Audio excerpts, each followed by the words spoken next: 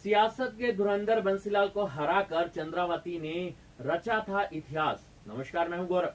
वर्ष 1970 में देश में लोकसभा के चुनाव हुए। तब की प्रधानमंत्री इंदिरा गांधी ने इमरजेंसी को खत्म करने की घोषणा कर चुनाव कराने की घोषणा कर दी।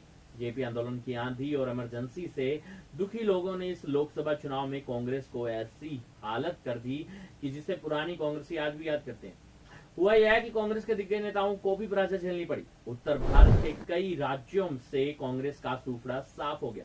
हरियाणा की भिवानी लोकसभा सीट 1970 में हरियाणा की सबसे हॉट सीट बन गई।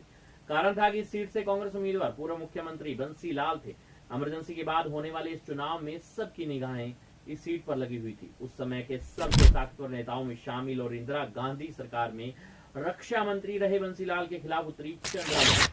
जनता पार्टी की तरफ से भारतीय लोक दल के टिकट पर महिला उम्मीदवार चंद्रावती मैदान में थी। विपक्ष बंसीलाल पर आरोप लगा रहा था कि आपातकाल में की गई कार्रवाई उन्हीं के इशारे पर हुई है। यकीनन इस सीट के नतीजे पर पूरे देश की नजरें बनी हुई थी। भिवानी सीट पर चंद्रावती ने अपने पहले ही लोकसभा चुनाव में बंसीलाल को 1,61,242 वोटों के अंतर से धूल चटा दी।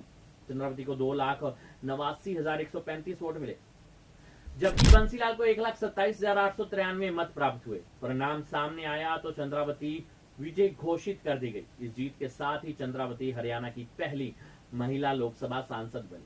इस चुनाव में भारतीय लोकदल की उम्मीदवार चंद्रावती को 68% वोट मिले। यह घटना इतनी दिलचस्प थी कि आज तक इसकी चर्चा हरियाणा के सियासी गलियारों में होती है।